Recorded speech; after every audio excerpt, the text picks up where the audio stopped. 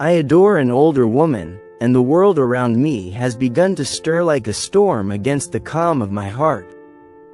In her eyes, I see the peace I have never known, and in her voice, I hear the music that quiets my soul. But as I move closer to her light, shadows from my own bloodline fall heavily upon our path. My love is not theirs to approve, yet they act as though it is theirs to command. They ask questions with judgments already carved into their tone, forgetting that love, in its purest form, does not answer to age or tradition. I write these verses from a heart caught between devotion and duty, between a throne built by lineage and a heart built by love. She is a woman of grace, wisdom, and resilience. Her presence is a garden in full bloom, while I am still learning to hold the soil without breaking the roots. She is not just older in years, she is deeper in soul, and I adore every line that time has gifted to her face. My family, however, cannot see the poetry I see. They only see what the world might whisper behind closed curtains.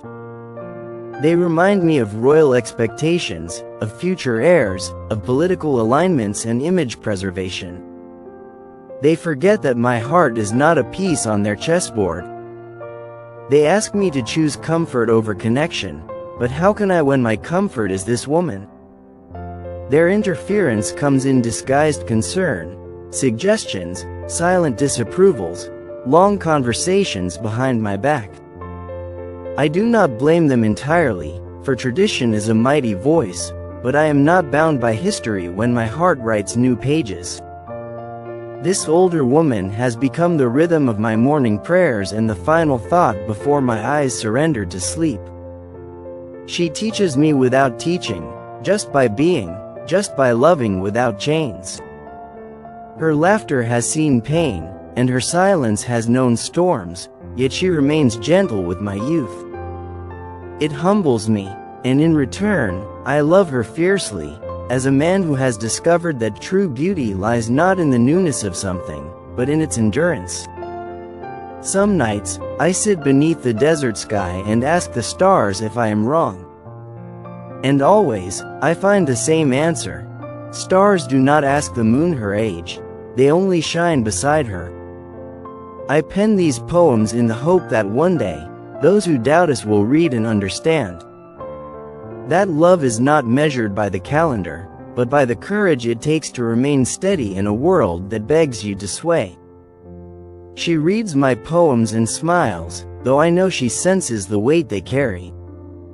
Sometimes she tells me to let go, to choose peace over battle.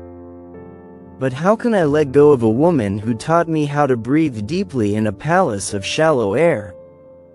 If I surrender her to keep others happy, then I lose not only her, but also myself. I would become a prince with no pulse, a poet with no pen. Their interference has become louder with time. They try to introduce me to younger women, arranging meetings disguised as coincidences. But they do not see the glass in my eyes when I am away from her. They do not feel the silence that swallows me whole. She is not a chapter I can skip, she is the language I now speak. I wish I could take my family by the hand and show them the way she looks at me. Not like a prince, not like a figure, but as a man. I wish they could see how I become better because of her presence. But some truths are not seen with eyes, they are felt with hearts brave enough to feel. And bravery, it seems, is not inherited. I will not abandon my blood, nor will I betray my soul. I am not seeking rebellion, only recognition, that love can be bigger than reputation. That a woman's age does not define her worth, and a man's crown does not define his heart. If I am to lead one day, let it be with this truth as my legacy.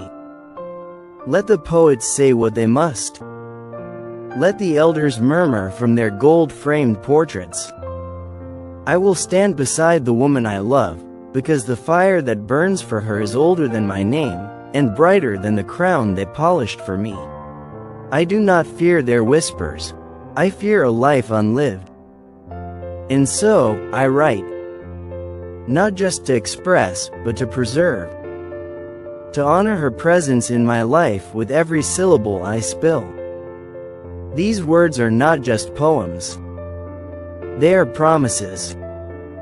That even if I must walk alone for a time, I will walk towards her. That my love will never be quieted by the noise of doubt. And if this journey turns into exile, then so be it, for no kingdom is worth ruling if love is banned from its gates. Sheikh Hamdan bows not to pressure, but to love. And if loving an older woman makes me a traitor to tradition, then let poetry be my crime and my shield. For I would rather be remembered as a man who loved deeply than a prince who lived safely. She tells me sometimes, in her gentlest voice, that she worries for me more than for herself. That my love for her, as pure as it is, may cost me too much in a world shaped by image and expectation. I take her hands in mine and tell her that my heart does not care for the cost when the reward is her. She has known life in its rawest beauty and in its sharpest pain. She has loved and lost, won and broken, yet she still carries herself like a queen. Not because someone crowned her, but because life did.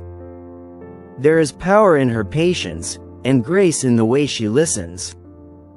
When I speak to her, I feel heard, not as Sheikh Hamdan, not as the crown prince of Dubai, but as a man in love, a soul finding its home.